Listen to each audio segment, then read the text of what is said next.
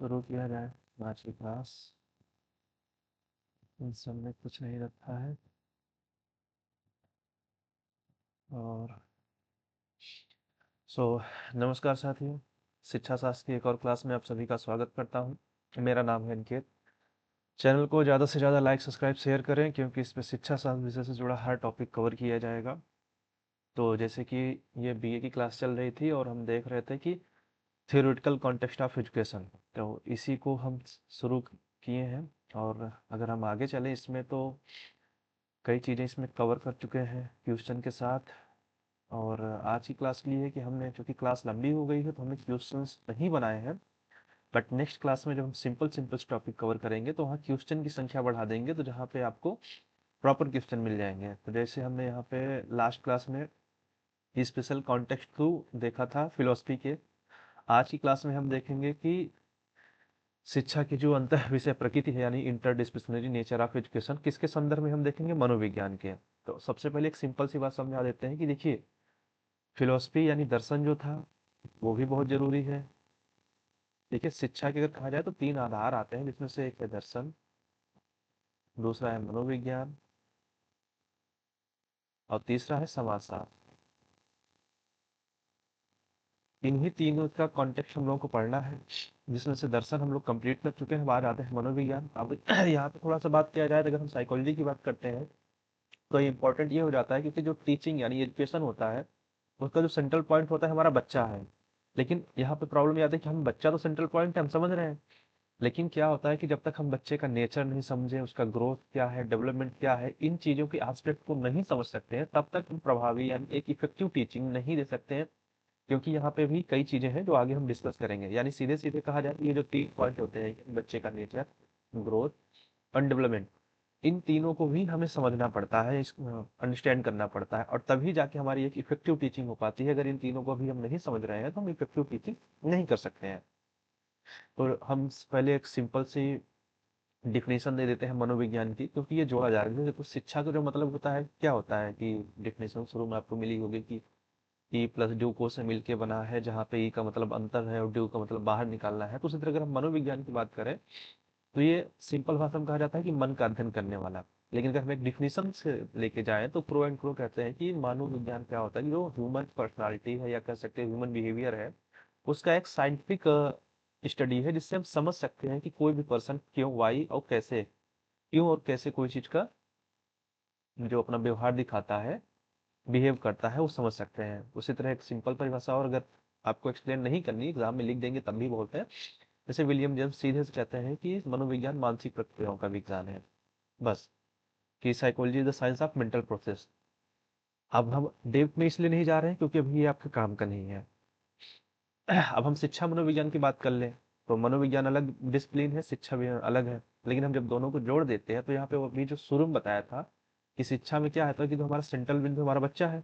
अब उसी के लिए सीखने की जो प्रक्रिया, लर्निंग प्रोसेस प्रोसेस है, उसका जो बिहेवियर है, उसकी नीड क्या है, उसकी एबिलिटीज क्या है, उसका इंटरेस्ट क्या है, उसका मोटिव क्या है, उसकी पर्सनैलिटी को जो डेवलपमेंट है, इन सारी चीजों को जो स्टडी करती है, वो शिक्षा मनोविज्ञान के द्वारा हम करते हैं।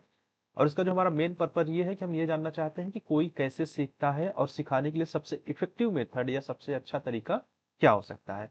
तो ये चीजें हम कवर करते हैं शिक्षा मनोविज्ञान के द्वारा। अब सीधे सीधे ये है कि शिक्षा और मनोविज्ञान का संबंध अत्यंत घनिष्ठ है। ठीक, ये क्लियर है कि ये क्लोजली रिलेटेड है एक दूसरे से। अब आ जाते हैं टीचिंग पे। इससे कहा जाता है कि शिक्षण की जितनी भी प्रक्रियाएं हैं, चाहे वो आपकी लर्निंग है, यानी सीखना हो गया, आपको कोई मोटिवेट कर रहा है, आपका बिहेवियर हो गया, आपके कॉग्निटिव हो गए, आपके इमोशंस हो गए, सभी क्या है, इफ जुड़ी होती है, या कह सकते हो कि मनोविज्ञान के एलिमेंट्स पे। अब इसमें सबसे जो आते हैं, बच्चे की प्रकृति आती है, ग्रोथ आता है, जो आपको पढ़ना है इसमें ये पूरी क्लास में, कि हम नेचर देखेंगे, ग्रोथ देखेंगे और डेवलपमेंट। तो इन चीजों को हमें समझना होता है, और इसी के जब समझ लेते हैं, देन हम एक अप्रोप्रिएट टीचिंग मेथड यूज कर सकते हैं, उनके लिए एक प्रॉपर करिकुलम बना सकते हैं, और उसका इवेल्युएशन कर सकते हैं, और उसमें किस प्रकार का एनवायरनमेंट रखें, जिससे कि ये सारी चीजें, बच्चे का ग्रोथ हो सके अच्छे से, वो विकसित हो सके, सारी चीजें यहीं से डिसाइड करते हैं। अब हम सबसे पहली चीज ये होती है, अब अगर हम इसके अंतर विषय पे आ जाते हैं, इंटरडिसिप्लिनरी से, अब हम लिंक देखते हैं। तो सबसे पहला पॉइंट है शिक्षण को वैज्ञानिक आधार प्रदान करना। देखो सिर्फ बोल देने से काम नहीं हो जाता, एक लॉजिकल पॉइंट ऑफ होना चाहिए, एक पॉइंट ऑफ व्यू होना चाहिए कि हाँ ये तार्किक है। जैसे दर्शन में कहा जाता है ना कि तर्क करिए, एक रीजनल तरीका होना चाहिए आपके पास कि हाँ जो आप कह रहे हैं उसको साबित कर सकते हैं। तो वो काम यहाँ पे मनोविज्ञान करती है, जिसमें यहाँ पे कहा जाता है जो मनोविज्ञान का सिद्धांत है, शिक्षण केवल अनुभव नहीं होता है, सिर्फ एक्सपीरियंस नहीं कह सकते हो, बल्कि एक साइंटिफिक मेथड पे, जैसे मैंने लास्ट क्लास में बताया था आप लोगों को कि मल्टीपल वे ऑफ टीचिंग होती है। जैसे एक हम साइंटिस्ट का मुझे नाम नहीं याद है, लेकिन एक मॉडल है VARK, वर्क मॉडल कहते हैं।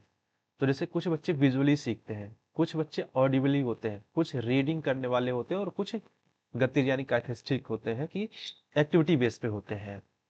जैसे इसमें आपको एग्जांपल देने के लिए है कि पियाजे का जो थ्योरी है कॉग्निटिव डेवलपमेंट की, तो उसमें विकास की अवस्थाएं हैं कि किस स्टेज में बच्चा कैसे सीखता है। तो उसकी मेनली 4 अवस्थाएं हैं, जिसमें से पहली अवस्था 0 से 2 साल तक चलती है, दूसरी अवस्था 4 साल तक चलती है, तीसरी अवस्था चलती है नहीं 7 साल तक चलती है, तीसरी अवस्था चलती है 7 से 11 साल तक, और लास्ट चलती है 11 के बाद तक। तो उसमें भी सीखने की ये थ्योरी भी मैं शार्ट में आपको समझाऊंगा आगे। अब फिर दूसरी चीज में हम क्या ध्यान देते हैं साइकोलॉजी के थ्रू कि हम बच्चे की जो नीड है उसका अध्ययन करते हैं। हर बच्चे की क्या होता है कि यहाँ पे इंटरेस्ट हो सकता है, उसकी एबिलिटीज होते हैं, उसकी IQ हो गए, इमोशंस और इवन सोशल बैकग्राउंड भी क्या होता है अलग होता है। और यही चीज हमें साइकोलॉजी सिखाती है कि इन चीजों का ध्यान रखते हुए हमें शिक्षण किया जाना चाहिए। यानी जो भी हमारे पास मान लो बच्चे हैं, अब मैंने फिलोसफी में भी ये चीज कॉन्सेप्ट क्लियर किया था कि हम सेम मेथड से सारे बच्चों को नहीं सिखा सकते।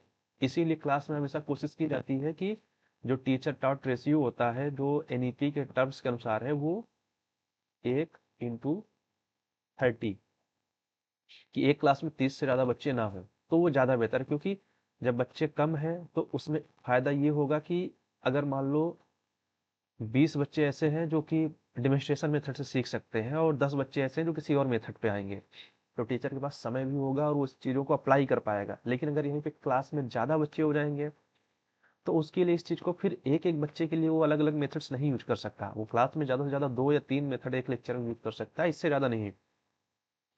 तो यही चीज़ यहाँ पे बताती है कि हमें लर्नर सेंटर एजुकेशन देना चाहिए, ना कि टीचर सेंटर की टीचर आया लेक्चर दिया चला गया। नहीं, उसको समझो, उस चीज़ को क्वेरी करो, देन आगे बढ़ो।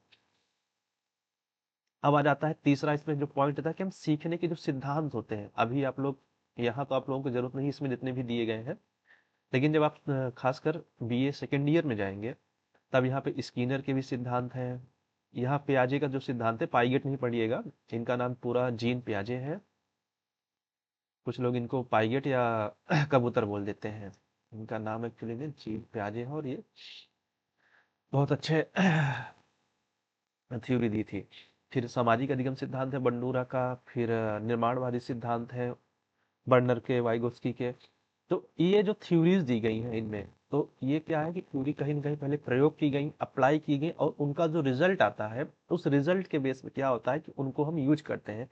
और ये जितने भी सिद्धांत हैं इनका फायदा क्या होता है कि जो क्लासरूम टीचिंग स्ट्रेटजी होती है, असेसमेंट होता है, क्लासरूम मैनेजमेंट के लिए ये थ्योरीज सभी गाइड करती हैं। चलो अब आ जाते हैं पॉइंट ऑफ बच्चे के नेचर के अकॉर्डिंग। हम कहते हैं ना कि बच्चे की प्रकृति की बात अगर हम करें कि एक बच्चे का नेचर कैसा, तो देखो जो छोटे बच्चे होते हैं अर्ली एज में, तो वो सबसे पहले क्या होता है कि जिज्ञासु होते हैं, या कह सकते हैं उनके अंदर क्यूरियोसिटी बहुत ज्यादा होती है। तो वो बच्चा क्या करता है कि जो भी लोग होते हैं, जो पर्यावरण है, वो किसी भी चीज को समझने के लिए वो क्या करता है, क्वेरी करता है, प्रश्न पूछता है। तो जो उसके सीखने का प्राइमरी जो सोर्स होता है ये यहीं से आता है। और इसी में जैसे जेरोम ब्रूनर का एक थ्योरी है कि बच्चा स्वयं खोज करके सीखता है, या पियाजे की जो एक्टिव लर्नर है कि बच्चा अपने ज्ञान का निर्माण यानी सेल्फ कंस्ट्रक्शन करता है, एनी हाउ चीजों को सीखता है। अब इसको थोड़ा सा और समझ लेते हैं बच्चे की प्रकृति को 3 पॉइंट में, कि ये हमारी सबसे पहली शर्त है कि हम ये जाने कि बच्चा जिज्ञासु है या नहीं। दूसरा, बच्चे स्वभावतः खोजी होते हैं, यानी वो खुद ही चीजों को एक्सप्लोर करना चाहते हैं। देखो ना छोटे बच्चे इतनी एक्टिविटीज करते रहते हैं, इवन उनकी कुछ समय मेमोरी इतनी शार्प होती है कि वो कोई भी चीज सुनते हैं, देखते हैं तो बहुत तेजी से रिमाइंड कर लेते हैं। और यही कारण है कि बच्चे जब स्वयं के अनुभव से सीखते हैं, तो जो हमारा NEP 2020 की एक्सपीरियंशियल लर्निंग है, इसी पे फोकस की गई है कि बच्चे को कितना ज्यादा कोई चीज खुदा के या एक्सप्लोर करके सिखाया जाए कि वो खुद से सीख सके, यानी टीचर एज अ गाइडर हो, उसकी हेल्प करे, जिससे बच्चा खुद सीखे। फिर दूसरी चीज जो अभी मैंने पीछे डिस्कस की कि सब बच्चे की क्या होते हैं, इंडिविजुअल डिफरेंसेस होते हैं। तो अब इसमें इसका जो इंडिविजुअल डिफरेंस का मतलब यहाँ पे है कि जो बच्चे की गति होती है, हर बच्चे की गति, यानी मोशंस हो सकते हैं, ठीक है, पेस हो सकता है, इंटेलिजेंसी हो सकती है, ये सब अलग अलग होते हैं, डिफरेंस होती है। इसीलिए कहा जाता है ना कि साइकोलॉजी के अगर एक टर्म में कहोगे तो कोई भी दो लोग, इवन ट्विंस ब्रदर भी, दो बच्चे हैं वो जुड़वा भी हैं, तब भी उनमें कुछ ना कुछ डिफरेंस होगा कि रूप रंग चलना बोलना सब होगा, लेकिन हो सकता है उनके विचार में अंतर हो, उनके कार्य करने के तरीके में अंतर होगा, लेकिन नो डाउट अंतर होगा। यही चीज है इंडिविजुअल डिफरेंस। कोई भी दो चीज, इवन ट्विंस भी है तब भी वो सिमिलर नहीं हो सकते हैं, डिफरेंस होना फिक्स है। यही चीज हर बच्चे को दूसरे बच्चे से अलग बनाता है। इसीलिए जो हमारा एजुकेशन का एम होता है कि सभी को एक जैसा नहीं बनाना बनाना होता है, बल्कि कि हमारा टारगेट ये होता है कि उनकी जो मैक्सिमम पोटेंशियल है या एबिलिटीज है हम उसको डेवलपमेंट कर पाए। अब जैसे इसको एक फ्लो चार्ट है, देख लीजिए कि जैसे अगर हम बच्चे की प्रकृति को समझना है तो पहली पॉइंट है कि बच्चे क्या होते हैं, एक्टिव होते हैं, क्यूरियस होते हैं, यानी सक्रिय जिज्ञासु होते हैं। तो इसके द्वारा क्या करते हैं कि लर्निंग बाय डूइंग, वो करके सीखना पसंद करते हैं। फिर इसी में जो दूसरा पॉइंट आता है सोशल, फिर जब पहले, ये पहला स्टेज है, बच्चा खुद से करेगा। दूसरे में क्या करता है कि वो समाज के द्वारा संपर्क में आता है, तो लर्निंग थ्रू इंटरेक्शन। अब वो यहाँ पे क्या करता है कि वो किसी से इंटरेक्ट करके पूछता है, जैसे अपने से बड़ों से, अपने साथ वालों से। फिर इसमें क्या आता है, तीसरा पॉइंट जो होता है हमारा इंडिविजुअल डिफरेंस, जिसमें से उसकी रुचि, क्षमता, गति, चीजें डिफरेंट मैटर करते हैं कि उसका पेस क्या है, एबिलिटीज क्या है, इंटरेस्ट क्या है। ये देखो, ये तीसरा पॉइंट हमारा है जो सामाजिक प्रकृति। अब यहाँ पे क्या होता है, जैसे अभी वहां पे समझाया था, तो यहाँ थ्योरी के माध्यम से थोड़ा समझा देते हैं कि बच्चा समाज में रह के सीखता है। और एक साइकोलॉजिस्ट है वाइगोस्की, उनके अनुसार क्या सीखना एक सोशल प्रोसेस है, यानी कह सकते हो कि जो सीखने की प्रक्रिया होती है एक सामाजिक प्रक्रिया है। और सहकर्मी पीयर लर्निंग जो होता है इस चीज को प्रूव करता है। ये कहा, कौन कह रहा है, हमारे वाइगोस्की साहब है, इनकी एक थ्योरी है सामाजिक अधिगम सिद्धांत। फिर हम लोग इसको बाद में बात करेंगे। फिर चौथा पॉइंट इसमें होता है बच्चे के लिए जो है कि व्यक्तिगत भिन्नताएं। ये चीज पहले भी क्लियर कर चुका हूँ। यहाँ पे थ्योरी थोड़ा सा आपको समझाने के लिए है कि प्रत्येक बच्चा, मतलब ईच चाइल्ड, जितने भी बच्चे हैं, उनकी इंटेलिजेंस हो गया, उनकी पर्सनालिटी हो गया, उनके लैंग्वेज हो गया, सीखने की, जैसे मैंने हर बच्चे की देखो सीखने की गति अलग होते हैं। कई बच्चा क्या होते हैं, एक ही बार में कोई चीज देखते हैं वो क्वेरी कर जाते हैं। कई बच्चे को क्या कि उनको रिपीट करना पड़ता है। जैसे मैंने जो वर्क का मॉडल बताया था, तो ये भी एक तरीका है डिफरेंस करने का कि कोई विजुअली ज्यादा यूज कर रहा है, कोई ऑडिबल है, कोई रीडेबल है, कोई काइथेस्टिक है। तो यहाँ पे जो सिद्धांत आते हैं, जैसे हार्वर्ड गार्डनर, ये भी थ्योरीज आपको प्रॉपर सेकेंड ईयर में पढ़नी पड़ेंगी, अभी इनका जरूरी नहीं, लेकिन मैं नाम मेंशन कर, जैसे मल्टीपल इंटेलिजेंस, बहुबुद्धि का सिद्धांत है कि बुद्धि के भी है अलग अलग प्रकार होते हैं। बिनेट टर्मन का इंटेलिजेंसी डिफरेंस है। अब यहाँ पे थोड़ा सा मैंने जो सोशल नेचर पे बात की थी बच्चे की, तो एक थ्योरी को थोड़ा सा एक्सप्लेन किया है, जिससे कि अगर ये मान लेते हैं कि अगर एग्जाम में आ जाता है तो आप यहाँ पे फंसिए नहीं। जैसे बच्चे की जो सामाजिक प्रकृति है, हमने कहा सोशल नेचर, अभी भी हम नेचर वाले टॉपिक पे चल रहे हैं, बच्चे की प्रकृति पे, ग्रोथ और डेवलपमेंट पे इसके बाद आएंगे। तो जो उसकी सामाजिक प्रकृति है, तो क्या होता है कि वो लोगों के या सामाजिक रूप से जिनसे संपर्क में आता है उन्हीं से लैंग्वेज हो गया, उनके वैल्यूज हो गए, कैरेक्टर हो गया, और स्किल्स को सीखता है। और इस सिद्धांत को किसने दिया था, लेव वाइगोस्की ने। इसमें दो मेन पॉइंट हैं जिनको मैंने यहाँ पे एक्सप्लेन किया है। एक आता है जेडपीडी, जिसको हम लोग बोलते हैं जोन ऑफ प्रॉक्सिमल डेवलपमेंट की ये ऐसी सिचुएशन है कि जो बच्चा अकेले कर सकता है और जो सहायता से कर सकता है, यानी ये काम होता है कि एक स्तर तक बच्चा खुद कर ले रहा है, और फिर यहाँ तक जाने के लिए वो बीच में थोड़ा सा फंस रहा है। फिर इसी में एक पॉइंट आता है स्कैप फोल्डिंग। स्कैप फोल्डिंग मतलब कह सकते हो कि जब बच्चा जेडपीडी में फंसा होता है और वो सीख तो सब पा रहा है, पर वो जहां उसे पहुंचना चाहिए नहीं, तो उसे क्या होता है कि सहारा देना होता है। जैसे जब हम लोग छोटे बच्चे थे तो पेड़ पे जब चढ़ना नहीं आता तो पीछे से एक आदमी पुश करता था कि पकड़ के, कि हम लोग एक कोई ऐसा सिरा पा जाए जहां से हम उसको क्वेरी कर पाए। तो यही होता है इसमें स्कैप फोल्डिंग। स्कैप फोल्डिंग क्या होता है कि हम बच्चे को थोड़ी थोड़ी सहायता देते हैं जिससे कि वो सीख पाए। चलो, फिर इसी में आता है खेल आधारित सीखना। बच्चे को जो सिखाने के लिए है, तो प्ले बेस्ड लर्निंग फोकस की जाती है, और रिसर्चर भी इस चीज को अप्रूव करते हैं कि अगर हम बच्चे को देखो खेल के माध्यम से सिखाएंगे तो बच्चे ज्यादा सीखते हैं। इस पे कई मूवीज भी बनी, इवन आप देखो छोटे बच्चों को मोस्टली अब तो बहुत सी चीजें आ गई हैं कि छोटे छोटे गुटके दिए जाते हैं, उस पर नंबर बने होते हैं, चार्ट्स दिए जाते हैं, इवन फुटबॉल भी दिया जाएगा तो उस पर कुछ अल्फाबेट्स लिखे हैं या नंबर बने। तो उसका क्या मतलब है कि बच्चा खेलता तो है पर साथ में कुछ सीख भी जाए। और इसी चीज़ को जो हमारा NEP 2020 है उसमें फोकस किया गया है, और इसी में एक कॉन्सेप्ट है अर्ली चाइल्डहुड केयर एजुकेशन, जिसमें प्ले बेस्ड लर्निंग को अनिवार्य किया गया है। अब आ जाते हैं, अरे ये पहले आ गया क्या, ग्रोथ आना चाहिए था। ओ ये एक मिनट, चलो अगर ग्रोथ नहीं आया तो ग्रोथ हम बता देंगे। हाँ चलो, एक टॉपिक इसमें शायद छूट रहा है, या हो सकता है आगे एक स्लाइड में, मैं चेक कर लेता हूँ।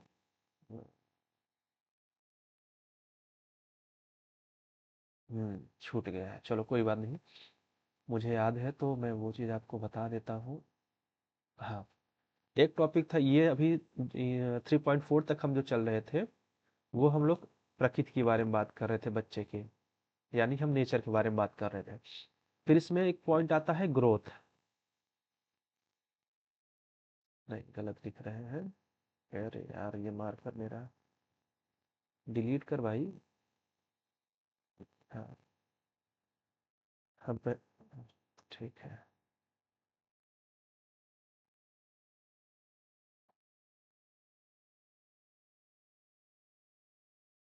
हाँ, अब ग्रोथ की बात कर लेते हैं। तो ग्रोथ जो होता है वो फिजिकल वे में दिखने वाली है, मतलब एक तरह से कह सकते हैं, इसको हम पॉइंट में समझा देते हैं कि जो बालक का जब विकास होना शुरू होता है, तो जैसे उसकी लेंथ बढ़ रही है यानी लंबाई, उसका वेट यानी भार बढ़ रहा है।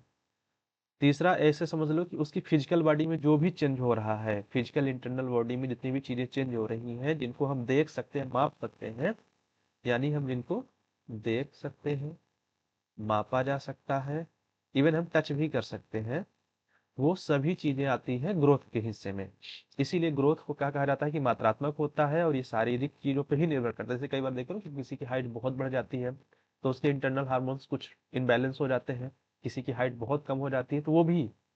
तो ये सारी चीजें क्या होती हैं कि ग्रोथ का हिस्सा होता है, और बच्चे का ग्रोथ भी होना बहुत जरूरी है। अगर एक बैलेंस ग्रोथ नहीं होता, जैसे कि एवरेज हाइट हम लेके चलते हैं कि अगर लड़कों की हाइट 5 से 6 फुट के बीच में है तो ठीक है, या 6 फुट के आसपास है, लड़कियों की 5 से 5.5 फीट के बीच में है, तो ग्रोथ भी मायने रखता है। अगर बच्चे का ग्रोथ नहीं हो पाता है प्रॉपरली, अगर जैसे कोई अपनी एज में 20 साल का है लेकिन उसकी हाइट 12 साल के बच्चे के बराबर है, तो उसे कोई सीरियसली नहीं, अरे ये बच्चा कहाँ से आ गया पढ़ने, भाई हटाओ इसको। बाद में पता चलता है कि वो तुम्हारे साथ का साथी है। तो इन सिंपल वे में कह सकते हैं कि ग्रोथ जो होता है मात्रात्मक होता है, उसे हम देख सकते हैं, माप सकते हैं, छू सकते हैं, और उसकी एक लिमिट होती है। मतलब एक पर्टिकुलर टाइम के बाद जो ग्रोथ होगा वो नहीं होगा। ग्रोथ होने, जैसे लंबाई जो बढ़ने की मैक्सिमम एज कही जाती है, वो की होती है 22 साल तक। इसके बाद लंबाई नहीं बढ़ेगी आपकी। तो ये चीजें क्या होती है कि फिक्स होती है कि एक लिमिटेड टाइम के बाद ये चीजें रुक जाएंगी। तो मतलब ग्रोथ जन्म से शुरू होता है, बाई बर्थ शुरू हो जाता है आपका, और एक सर्टेन टाइम तक चलेगा, और फिर यहाँ पे आके वो फुल स्टॉप लग जाएगा। इसमें ये होता है कि अगर हम मेल और फीमेल को लेके चले, तो इनकी जो ग्रोथ होने के रेट होते हैं उनमें उतार चढ़ाव होता है। अगर कहा जाए तो शुरुआती स्टेज में लड़कियां ज्यादा आगे रह नहीं, सॉरी, लड़के ज्यादा आगे होते हैं ग्रोथ होने में, लेकिन मिडिल में क्या होती है कि लड़कियां ज्यादा आगे निकल जाती हैं, और लास्ट में, जैसे इसको हम 3 हिस्सों में बांट देते हैं एज वाइज, कि एक हम टाइम पीरियड लेते हैं 6 साल का जन्म से, यानी बर्थ टू 6 ईयर, फिर चलता है 6 to 12 year, then according to psychology फिर चलता है 12 से 18, ये मेनली हम बांटते हैं, और उसके बाद आ जाता है कंटिन्यूअस 19 के बाद की। तो जो पहली स्टेज होती है, इसमें जो मेल बच्चे होते हैं उनकी ग्रोथ रेट ज्यादा होती है अकॉर्डिंग टू लड़कियों की। फिर जो ये स्टेज आती है, इस स्टेज में लड़कियों के मतलब हाइट वेट मतलब फिजिकल बॉडी चेंज होना, आवाज में चेंज होना, वो सारी चीजें लड़कों से ज्यादा तेज होती है लड़कियों में। और देन यहाँ पे लास्ट आते आते, मतलब 15 तक तो लड़कियां ही कायदे से आगे चलती, और इसके बाद 15 से के बाद जब आता है ये वाला दौर 18 तक, तो उसमें लड़के आगे निकल जाते हैं। यानी कह सकते हो कि मेल फीमेल में जो ग्रोथ के रेट होते हैं वो अलग अलग होते हैं। सो ग्रोथ का कॉन्सेप्ट बस इतना ही था। अब आ जाते हैं हम विकास पे बात करते हैं। देखो, ग्रोथ क्या था कि मात्रात्मक था, उसे हम देख सकते थे, माप सकते थे, छू सकते थे सिंपल वे में। लेकिन जब हम बात करते हैं डेवलपमेंट की यानी विकास की, तो ये क्या होता है कि ये क्वालिटेटिव होता है। इसमें जो होते हैं वो परिवर्तन ऐसे आएंगे कि आप सिर्फ फील कर सकते हैं, ऑब्जर्व कर सकते हैं, लेकिन छू छू छूने वाली जैसा कॉन्सेप्ट नहीं होता है। ठीक है, जैसे कि आप किसी का बिहेवियर आप सिर्फ देख सकते हैं ना, महसूस कर सकते हैं। किसी का कॉग्निटिव डेवलपमेंट हो गया, किसी की इमोशंस हो गया, किसी की लैंग्वेज, आप उसको छू नहीं सकते ना, किसी के एथिक्स हो गए। तो ये सभी क्या होते हैं कि आपके क्वालिटेटिव होते हैं। अब विकास के जो क्षेत्र होते हैं, देखिए यहाँ पे यही मोस्टली आपको पढ़ने हैं। इनकी भी थ्योरियां मैंने 60 टर्म में रखी सबकी, जबकि डिटेल में अगर किसी भी टॉपिक में चाहिए होगा तो मैं पीडीएफ ग्रुप में डाल दूंगा। तो अब जैसे संज्ञानात्मक विकास में पियाजे के स्टेप दिखाए जाते हैं, भावनात्मक में इरिक्सन गोलमैन हो गए, भाषा में चोमिस्की एंड वाइगोत्स्की हो गए, सामाजिक विकास में बंडूरा और मेड हो गए, नैतिक विकास में कोहलबर्ग हो जाते हैं। तो यहाँ पे आ जाते हैं विकास के, हम एक एक को लेके चलते हैं। जैसे अगर हम जीन पियाजे की बात करते हैं, तीनों ने जो विकास के क्षेत्र बताए थे, इनकी थ्योरी जो है कॉग्निटिव डेवलपमेंट, जिसे हम संज्ञानात्मक विकास कहते हैं। तीनों ने कहा कि जो बच्चे का विकास होता है ये इन 4 स्टेजेस में होता है। तो जो सबसे पहले सेंसरी मोटर है, जिसे इंद्रिय क्रिया कह सकते हैं, तो वो जन्म से लेकर 2 वर्ष की होती है। यहाँ पे मैंने सिर्फ उनका टाइम मेंशन किया है, डिटेल नहीं किया था क्योंकि उसकी आपको अभी इतनी जरूरत नहीं है।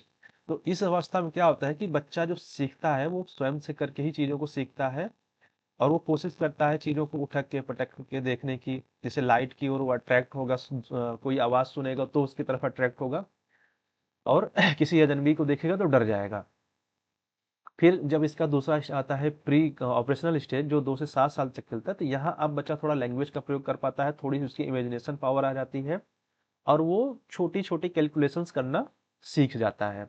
फिर जब हम कंक्रीट अवस्था की बात करते हैं तो यहाँ पे बच्चा थोड़ा रीजनेबल सोचने लगता है। अब वो किसी चीज के जो डायमेंशंस हैं उनको कवर कर पाता है। जैसे इसका एक सबसे अच्छा एग्जांपल है ना, कि एक आटे की लोई ले लो और उसको चपटा कर दो और एक को ऐसे कर दो, तो वो जो चपटा रहता है इस स्टेज में क्या करेगा ना, जो चपटी और फैली है आटे की लोई, उसको कहेगा नहीं वो ज्यादा है, क्योंकि उसके हिसाब से डायमेंशन वो फैला है वो ज्यादा है। तो कंक्रीट तो चीजों में क्या होता है कि अगर उसके सामने की चीजें हैं तो उनमें वो अंतर बहुत बता देगा देख के। और सबसे लास्ट स्टेज आती है कि 11 साल के बाद जो आती है मूर्त सोच। अब यहाँ पे क्या होता है कि ये सारी चीजों से वो बहुत आगे निकल जाता है, कि अब वो सिर्फ कह सकते हो ना कि माइंड मैपिंग करना शुरू कर देता है। वो दिमाग में ही अपनी सारी चीज कैलकुलेशन कर लेता है। जैसे आप छोटे बच्चों से भी पहाड़ा पूछो 2 का, या गिनती करो तो ऐसे करेंगे 1 2 3 4। लेकिन अगर एक बड़े बच्चे को कह दोगे, यानी जो कॉग्निटिव डेवलपमेंट थ्योरी के अकॉर्डिंग हम चलते हैं 11 साल के बाद की, तो वहां पे बच्चा क्या करता है कि 2 का पहाड़ा करने वो दिमाग में ही कैलकुलेट कर लेगा। जैसे अगर ब्लड रिलेशन सॉल्व करना है तो अब उसे चार्ट बनाने की जरूरत नहीं, वो अपने दिमाग में ही बना लेगा कि अच्छा मम्मी की बुआ के फूफा के चाचा के लड़का क्या होगा। तो ये सारी चीजें कर सकते हो जो सोच होती है। अब वो क्या होता है, उसकी जो सोच होती है वो अब्स्ट्रैक्ट थिंकिंग हो जाती है। यहाँ पे क्या होती थी कि वो चीजों को देख के सीख रहा था, सॉल्व कर पा रहा था, लेकिन अब अगर उसके सामने ऑब्जेक्ट्स नहीं है, देन वो तब भी चीजों को सॉल्व कर पाएगा। तो कह सकते हो कि इस इन चारों स्टेज में ये सबसे लोवेस्ट स्तर है, और ये सबसे हाईएस्ट स्तर है कॉग्निटिव डेवलपमेंट की थ्योरी का। फिर अब आ जाते हैं हम सामाजिक विकास सिद्धांत। तो इसमें अल्बर्ट बंडूरा की सोशल लर्निंग थ्योरी है। तो उन्होंने कहा कि बच्चे जो होते हैं इमिटिएट करते हैं, अनुकरण करके सीखते हैं या मॉडलिंग करके सीखते हैं। तो इसका उन्होंने एक प्रैक्टिकल किया था प्रॉपरली। उन्होंने क्या किया था कि कुछ वैसे बच्चों पे कभी भी डायरेक्ट एक्सपेरिमेंट नहीं अलाउ है, लेकिन अपने टाइम पे इन्होंने पता नहीं कैसे कर लिया, अलाउ कर दिया गया। इन्होंने 4 5 बच्चों को लिया, ठीक, इन सबको ऐसे एक पूरे कमरे में बंद किया, और इनके सामने ऐसे कोई एक मूवी चला दी। मैं मूवी लिख दूंगा, तुम लोग मान लेना। अब मूवी में क्या था कि जहाँ वो जितनी भी मूवी चला रहे थे वो सारी लड़ाई झगड़े वाली मूवी थी, जिसमें से खून कत्ल, मतलब एक तरह से वायलेंट मूवीज दिखाए। उसका रिजल्ट ये निकलता है कि कुछ दिन बाद ये जो बच्चे होते हैं वो लड़ने झगड़ने लगते हैं। तो इससे इस चीज को उन्होंने प्रूफ कर दिया कि जो बच्चे होते हैं आसपास की चीजों को नकल करके ऑब्जर्व करके सीखते हैं, और वो उसके जैसा बनने की कोशिश करते हैं। तो ये सिंपल सी थ्योरी जो आप लोगों के लिए सिर्फ 3 4 लाइन में मैंने समझाई है। डिटेल में अगर चाहिए होगा तो मैं दे दूंगा पीडीएफ। फिर आता है भावनात्मक विकास। इसमें कई थ्योरी है, लेकिन मुझे ये सबसे अच्छी लगती है, इस वजह से मैंने इसको रखा है। एरिक इरिक्सन की एक थ्योरी है जिसको हम लोग साइको सोशल स्टेजेस में बांट के रखते हैं। इन्होंने बताया कि जो बच्चे का स्टेज, सीखने का स्टेज होता है इमोशनली, तो उसमें एक मनोसामाजिक संघर्ष होता है, यानी साइको सोशल उसका कॉन्फ्लिक्ट होता है। और जब वो हर कॉन्फ्लिक्ट को सॉल्व करता जाएगा, देन उसकी पर्सनालिटी डेवलपमेंट होती जाएगी। तो जैसे यहाँ से शुरू होता है, अर्ली चाइल्डहुड शुरू होता है, नहीं सॉरी, यहाँ से शुरू होता है और लास्ट में खत्म होगा 8वें स्टेज पे। इसमें टोटल 8 है। अब यहाँ पे ये देख लो, यहाँ से जैसे हम शुरुआत करते हैं तो वो जो सिचुएशन होती है उसे हम क्राइसिस को बोलते हैं, मनोसामाजिक संकट यानी क्राइसिस। अब उसके दो एस्पेक्ट होते हैं, पॉजिटिव और एक नेगेटिव होता है। अगर हम स्टेज वाइज देखें तो सबसे पहले होता है जन्म से 1 वर्ष में। तो इसमें क्या होता है कि दो चीजें आते हैं, सकारात्मक में है विश्वास और नकारात्मक में अविश्वास, यानी ट्रस्ट बनाम मिसट्रस्ट की चीजें चलती हैं। अगर बच्चा ट्रस्ट कर लेता है तो वो आगे बढ़ जाता है, नहीं तो वो पीछे में फंसा रह जाता है क्योंकि उसे ट्रस्ट नहीं हो रहा है। फिर आता है आत्मनिर्णय। ये 1 से 3 की बात चलता है। जैसे कुछ बच्चे होते हैं ना छोटी एज में थोड़ा लजाते हैं या खुद पे संदेह होने लगता है। तो सीरियस से कहने का मतलब है कि जितने भी पॉइंट हैं, अगर वो बच्चा पॉजिटिव पॉइंट की ओर बढ़ता है तो उसकी पर्सनालिटी क्या होती है, पॉजिटिव वे में डेवलपमेंट होती है। जैसे पहले उसने ट्रस्ट करना सीखा, फिर ऑटोनॉमी यानी सेल्फ डिसीजंस लेना सीखा, फिर पहल बनाम अपराध बोध यानी इंट्यूटिव, वो कोई चीज करने के लिए पहले उत्सुक होता है या करने की इच्छा रखता है। फिर उसके अंदर क्या आती है कि काम करने के लिए कि वो भागता नहीं, कर्मठता आती है उसके अंदर। फिर वो अपना पहचान बनाता है, आइडेंटिटी बनाता है, मिसट्रस्ट में या कह सकते हो कि भ्रम में नहीं रखता है। फिर उससे घनिष्ठता और लगाव आती है। मतलब वो यहाँ पे जो है घनिष्ठता और लगाव वाले, तो वो क्या करता है कि अपनी फैमिली शुरू करता है। और फिर यहाँ पे उत्पादकता यानी जेन्युइनिटी होती है कि अब अपनी जनरेशन को आगे बढ़ाता है। और लास्ट में आता है अखंडता बनाम निराशा। ये सबसे लास्ट स्टेज होती है। इसमें क्या होता है कि जब वो अपनी ये बैक की सारी चीजों को देखा और वो लगा कि नहीं यार सारी चीजें मेरी ठीक थी, तो उसे संतोष होता है। उसे लगता है कि हाँ आई एम कंप्लीट, मुझे जो जो चाहिए था लाइफ में, अच्छे लोग मिले, मैंने निर्णय लिए, मैंने काम किए, मैंने पहचान बनाई, मैंने शादी की, मैंने बच्चे पैदा किए, मैंने अपना वंश आगे बढ़ाया, मतलब एवरीथिंग इज अच्छा है। लेकिन अगर वहीं पे अगर हम निगेटिव वे में वो चलने लगता है, जैसे वो पहले लोगों पे ट्रस्ट नहीं कर पाया, फिर वो संदेह करना हो गया, अब वो कोई चीज अगर करता है गलत हो जाता है तो खुद ही गिल्ट में अपराध बोध में फंस जाता है। फिर उसके अंदर हीन भावनाएं जन्म ले लेती है, यार मैं कुछ भी करता हूँ सही नहीं हो रहा है। फिर वो खुद के ही भ्रम में फंस जाता है कि मैं हूँ क्या। फिर क्या होता है कि अब इस सिचुएशन में आता है तो वो अलगाव की ओर जाने लगता है, लोगों से उसका जुड़ाव नहीं होगा। और जब जुड़ाव नहीं होगा तो यहाँ पे जो उत्पादकता आती है वो यहाँ पे ठहराव आ जाता है, क्योंकि जब आपका किसी से जुड़ाव नहीं हो तो आगे चीज ही नहीं होगी। और इसी के लिए इसका जो निगेटिव रिजल्ट निकलता है लास्ट में, आप उसमें नकारात्मकता आ जाती है। फिर आ जाते हैं भाषा विकास सिद्धांत। भाषा भी सीखने के लिए बहुत जरूरी है, तो इसमें नोएम चोम्स्की की एक थ्योरी है। इसके 2 पॉइंट है जो आपको सीख जानना जरूरी है। तो इसमें जो सबसे जो मेजर पॉइंट है वो है लैड। लैड क्या है कि लैंग्वेज एक्वाजिशन डिवाइस है। इनके हिसाब से कि हर बच्चे के माइंड में यानी दिमाग में बाई बर्थ ही एक टूल होता है जिसे हम वो लैड बुलाते हैं। अब लैड क्या करता है कि बच्चे के भाषा यानी ग्रामर को नेचुरल तरीके से लर्न करने में हेल्प करता है। यानी कोई भी बच्चा है वो सीखने में जो होता है, ये लैंग्वेज एक्वाजिशन डिवाइस होती है, वो सीखने में मदद करता है। और उसमें क्या होता है कि भाषा सीखने की क्षमता जो होती है बच्चे में, वो बायोलॉजिकल होती है, वो आप डालते नहीं, वो इनहेरिट होती है। अब वो समाज या कह सकते हो कि सोशल या एनवायरनमेंट केवल इस चीज को ट्रिगर कर सकता है, ट्रिगर करने का काम करता है, लेकिन सीखने की क्षमता उसकी इस पे यानी एलईडी पे ही डिपेंड करती है। और यही कारण है कि जब बच्चा कोई चीज सुनता है तो इवन कम सुने वाक्यों को भी वो लैड के थ्रू ही, जैसे कोई अधूरी लाइन होती है ना, वो कहते हैं, वाक्य पूर्ण करो, ये छोटी क्लास में आप लोगों ने किया होगा। तो वो क्यों कर पाता है, क्योंकि उसने उस चीज को सीख रखा है। जैसे राम घर जाता है वहां जाके सो जाएगा, या राम घर जाता है या बीच में एक वर्ड मिसिंग कर दिया जाता है, राम जाता है कहाँ, ऑप्शन दिए जाते हैं, नहीं दिए जाते, तो वो पूर्ण करता है। तो ये जो कर पाता है वो लेड के थ्रू कर पाता है। फिर आ जाते हैं हम लोग नैतिक विकास के सिद्धांत में। तो इसमें जो मॉरल डेवलपमेंट की थ्योरी आती है वो लॉरेंस कोहलबर्ग की आती है। तो मेजर जो इनकी थ्योरी के स्टेजेस हैं वो 3 स्टेज हैं, प्री कन्वेंशनल है और पोस्ट है।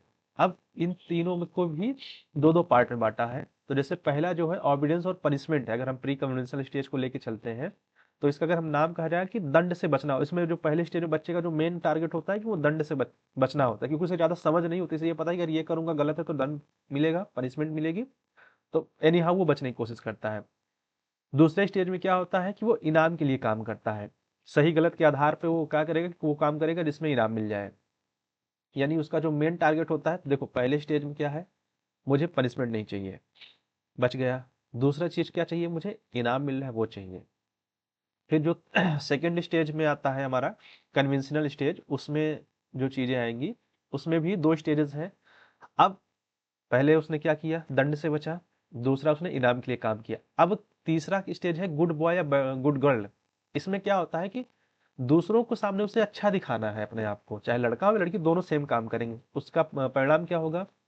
अच्छा व्यवहार, जिससे क्या करें कि लोग उसकी तारीफ करें, प्रशंसा करें कि अरे वाह यू आर वेरी गुड। फिर चौथा आता है ऑर्डर एंड लॉ, नियम और कानून का पालन। अब उसके लिए यहाँ पे जो नैतिकता आती है, अब ये देखो ये नैतिकता के बेस पे चल रहा है, तो समाज का कानून सही नैतिकता है उसके हिसाब से कि नियम और कानून ज्यादा जरूरी है। फिर पोस्ट कन्वेंशनल जो स्टेज आता है, तो उसमें अब यहाँ पे एक्चुअली में जो मोरलिटी होती है वो निकल के आती है एक्चुअली में पांचवें और छठवें में, यानी कह सकते हो तीसरे में। तो जो होता है पहला होता है सोशल कॉन्ट्रैक्ट, होता है समाज हित मानव अधिकार।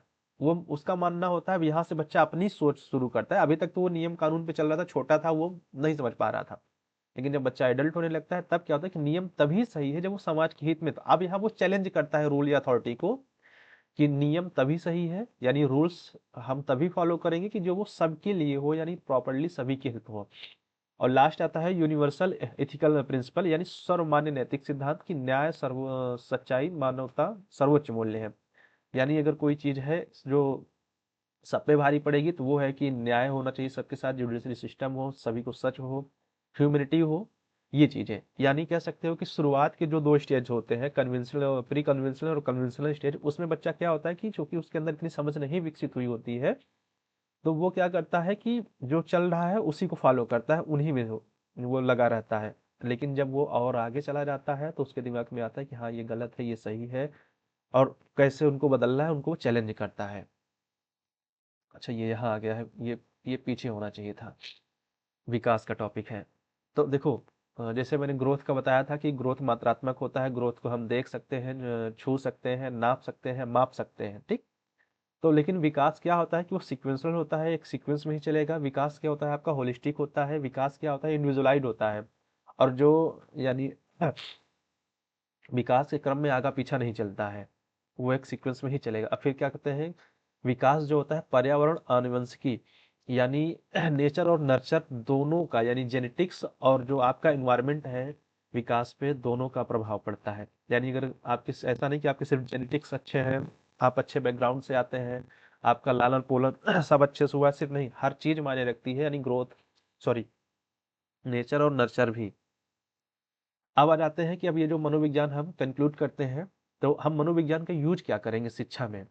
तो सबसे पहले क्या करते हैं कि हम जो करिकुलम बनाते हैं, जैसे कि हमने लास्ट में बात किया था, जैसे कि जो दर्शन में हम कह रहे थे ना कि क्यों दी जाए शिक्षा बच्चे को एक अच्छा इंसान बनाने के लिए, तो अब यहाँ पे उसी तरह से सवाल से रख लो कि शिक्षा में इसका क्या योगदान है। तो हम अप्रोप्रिएट करिकुलम डेवलपमेंट करते हैं जिससे बच्चा प्रॉपर डेवलपमेंट हो जाए। ऐसा नहीं कि उसे हम सिर्फ व्यवसाय की ओर ले जाएंगे, नहीं, बच्चे का फिजिकली, मेंटली, इमोशनली, सोशली भी डेवलपमेंट करना है। किसके माध्यम से?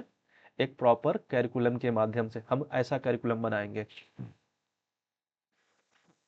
फिर इससे निकल के आती है कि हम उन शिक्षण विधियों को यूज करते हैं जो लर्नर सेंटर होती हैं, कि जो बच्चे के लिए ज्यादा हितकारी हो, जैसे एक्टिविटी बेस हो गया, डिस्कवरी लर्निंग हो गया, कॉपरेट ट्रेनिंग हो गया, डेमोन्स्ट्रेशन मेथड हो गया, स्टोरी टेलिंग हो गई। फिर आता है कक्षा प्रबंधन, यानी हम क्लासरूम मैनेजमेंट कैसे करेंगे। तो हम इसको चीज को भी देखते हैं कि जब हम क्लास ले रहे हों तो हम बच्चे की इमोशंस और उनके बिहेवियर को समझे, जिससे कक्षा एक शांत रहे, पीस में रहे और एक्टिव रहे, पॉजिटिव वे में रहे। ऐसा नहीं कि हम पढ़ाने लगे बच्चे हल्ला करने लग जाए, तो ये निगेटिव इम्पैक्ट जाएगा। तो इसके द्वारा आप मनोविज्ञान के ही द्वारा आप इस चीज को पा सकते हैं। और लास्ट में हम क्या करते हैं, असेसमेंट करते हैं। तो जितने भी हमारे असेसमेंट है, चाहे फॉर्मेटिव असेसमेंट हो, डायग्नोस्टिक असेसमेंट है, ये सारे असेसमेंट क्या होते हैं कि ये जो है साइकोलॉजी की थ्योरीज पे ही फिक्स है। ये रेफरेंसेस हैं लास्ट क्लास के, एक मिनट, हाँ, ये रेफरेंसेस हैं कि जो मैटर उठाता हूँ कि भाई प्रूफ देना जरूरी है, जिससे समझ में आए कि मैटर कहाँ कहाँ से लिया गया है। तो जितने भी लोग हैं चीज़ों को ज़्यादा से ज़्यादा देखें, शेयर करें, और इनमें किसी भी टॉपिक पे अगर आपको लगता है कि डिटेल में चाहिए तो वो आपको मिल जाएगा। उसके लिए मत परेशान होइए, आपको जो भी टॉपिक चाहिए डिटेल में मिल जाएगा। लेकिन आपके एग्जाम के लिए फिलहाल ये सफिशियंट है। और इसमें एक टॉपिक सोशियोलॉजी के कॉन्टेक्स्ट में जब अभी एक आगे हम पढ़ेंगे, अभी हमने देखो दो चीज़ों को पढ़ लिया, interdisciplinary nature to context to philosophy हमने पढ़ लिया, और आज हमने पढ़ लिया साइको। अब तीसरा इसमें बचा है सोशल, सोशियोलॉजी के कॉन्टेक्स्ट में। तो जैसे ये तीनों पढ़ लेंगे तो बल्कि मैं कोशिश करूंगा कि इन तीनों का एक कंपैरिजन वीडियो बना दूंगा, जिससे कि तीनों के बीच में जो डिफरेंस है और क्या सिमिलरिटी है वो समझ में आ जाए। और इसके बाद यूनिट 2 तक ही आप लोगों को पढ़ना है फिलहाल। फिर मैं इसके कुछ क्वेश्चंस बना दूंगा, ढेर सारे, नियरली कम से कम अप्रॉक्स 50 क्वेश्चन सफिशिएंट होंगे आप लोगों के लिए। और 50 क्वेश्चन फिर मैं उधर पार्ट 2 के पढ़ा दूंगा। और टॉपिक खैर उसके वीडियोस पड़े हैं, पर हाँ इस पीपीटी की तरह नहीं पड़े हैं, तो मैं उसको भी कैरी ऑन कर दूंगा। और ये पीडीएफ कल जैसे ही अगली क्लास अपलोड होगी पीडीएफ आपको मिल जाएगा। तब तक वीडियो को देखते रहें, लाइक करते रहें, शेयर करते रहें, सब्सक्राइब करते रहें जितना से ज़्यादा, क्योंकि आपका ही शेयर सब्सक्राइब मुझे भी मोटिवेट करता है कि हाँ मैं रेगुलर वीडियो डाल पाऊँ। क्योंकि यार देखो बहुत मेहनत लगती है। इस प्रॉपर 60 पेज की पीपीटी हो चुकी है, पीपीटी बनाने में मैटर खोजो, उसे सर्च करो, copy paste typing, proper time लगता है। तो जिस तरह से मैं लगा हूँ उसी तरह से आप लोग भी लगे रहिए, इसको ज़्यादा से ज़्यादा देखिए, सीखिए और शेयर करिए कि सब तक पहुँचे। और मैं क्लियरली कह रहा हूँ कि अगर एजुकेशन का कोई भी टॉपिक है आप कमेंट कर दीजिए, नहीं समझ में आ रहा है, एजुकेशन का टॉपिक होगा नो डाउट मैं उसे कवर कर दूंगा, ये मेरी गारंटी है। सो मिलते हैं आप लोगों से नेक्स्ट क्लास में, तब तक के लिए थैंक यू।